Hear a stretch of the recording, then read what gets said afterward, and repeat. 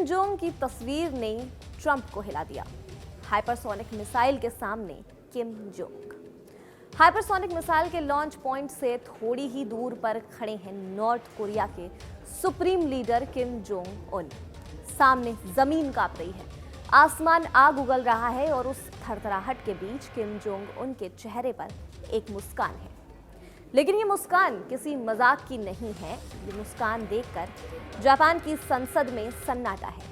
South Korea की सेना high alert पर है और अमेरिका के पेंटागन में रात की नींदें उड़ चुकी हैं, क्योंकि ये हंसी कह रही है कि नॉर्थ कोरिया अब सिर्फ धमकियां नहीं दे रहा है, बल्कि वो ये बता रहा है कि अगर जरूरत पड़ी तो अगला कदम कहीं ज्यादा खतरनाक होगा। दुनिया के एक कोने में अमेरिका ने ऐसा कदम उठा लिया जिसकी गूंज सीधे एशिया तक सुनाई देने लगी।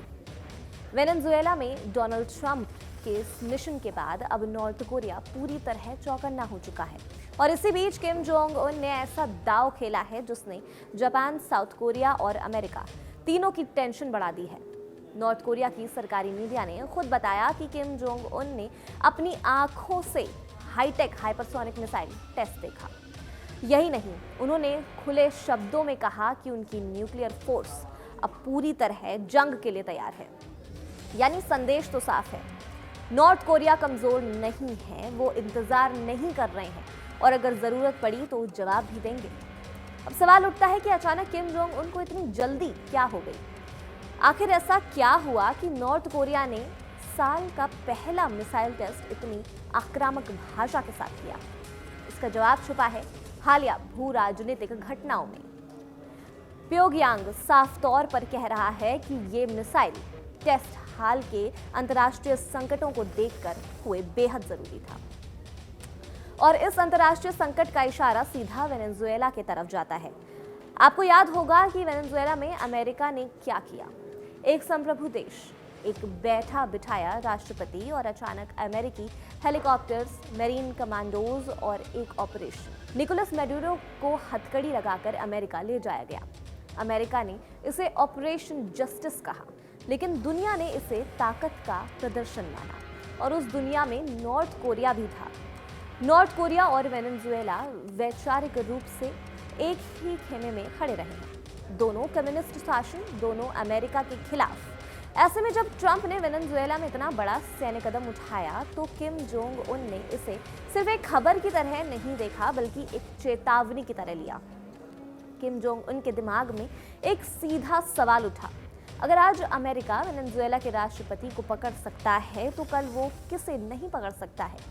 और यही डर नॉर्थ कोरिया की रणनीति को तेज कर देता है। यही वजह है कि रविवार 4 जनवरी को जापान और साउथ कोरिया ने कंफर्म किया कि उन्होंने प्योंगयांग के पास से 2 बैलिस्टिक मिसाइल लॉन्च होते हुए देखा है।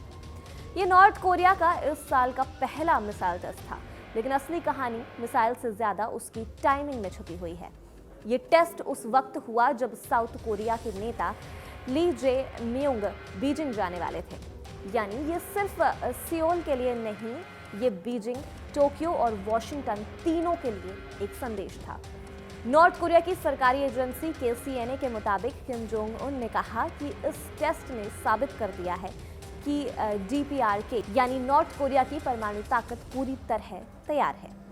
उनका कहना था कि हाल के वर्षों में उनकी न्यूक्लियर फोर्स को व्यवहारिक और वास्तविक युद्ध के लिए तैयार करने में बड़ी उपलब्धियां हासिल हुई हैं। ये कोई डिप्लोमेटिक भाषा नहीं थी, ये सीधे ऐलान था। किम जोंग उन ने यह भी कहा कि इन सैन्य गतिविधियों का मकसद परमाणु युद्ध निवारक को और ज्यादा उन्नत बनाता है। आसान भाषा में समझिए, किम जोंग उन का तर्क ये है कि जब आपके पास न्यूक्लियर हथियार होते हैं तो दुश्मन हमला करने से पहले 100 बार सोचता है। इसे ही न्यूक्लियर डेटरेंस कहा जाता है और यहीं पर फिर से वेनेजुएला का नाम सामने आता है। किम जोंग उन साफ तौर पर कह रहे हैं कि हालिया भू राजनीतिक संकट ने यह साबित कर दिया है कि मजबूत सैन्य ताकत क्यों जरूरी है।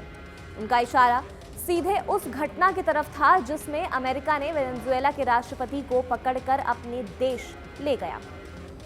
अब बात करते हैं उस हथियार की जिसने पूरी दुनिया में टेंशन बढ़ा दी, हाइपरसोनिक मिसाइल। हाइपरसोनिक मिसाइल कोई आम मिसाइल नहीं होती। ये मार्च 5 से भी ज्यादा रफ्तार से उड़ती है, यानी आवाज की गति से 5 गुना ज्यादा। इतनी तेज की मौजूद मिसाइल डिफेंस सिस्टम के लिए इसे ट्रैक करना और रोकना बेहद मुश्किल हो जाता है। ये मिसाइल सीधे लाइन में नहीं उड़ती है, ये हवा में अपनी दिशा बदल सकती है, ऊपर नीचे जा सकती है और आखिरी पल में अचानक लक्ष्य की तरफ मुड़ सकती है। और यही वजह है कि अमेरिका, रूस और चीन इसे भविष्य का सबसे खतरनाक हथियार मानते हैं। अब सवाल ये है कि नॉर्थ कोरिया की ये मिसाइल कहां तक पहुंच सकती है। इसका जवाब भी उतना ही डराने वाला है। जापान पूरी तरह इसकी रेंज में है। साउथ कोरिया तो पहले से ही निशाने पर है। अमेरिका का गुआम मिलिट्री बेस भी इसकी पहुंच में आता है। ताइवान के लिए भी ये एक नई चिंता बन चुका है। और अगर नॉर्थ कोरिया आने वाले समय में अपनी तकनीक और उन्नत करता है तो अमेरिका का वेस्ट कोस्ट भी पूरी तरह सुरक्षित नहीं रह जाएगा। यानी ये सिर्फ कोरियाई प्रायद्वीप की बात नहीं है, ये पूरे एशिया पैसिफिक की सुरक्षा का सवाल बन चुका है। अमेरिका ने वेनेजुएला में ताकत दिखा दी, उसका असर सीधे नॉर्थ कोरिया तक पहुंचा।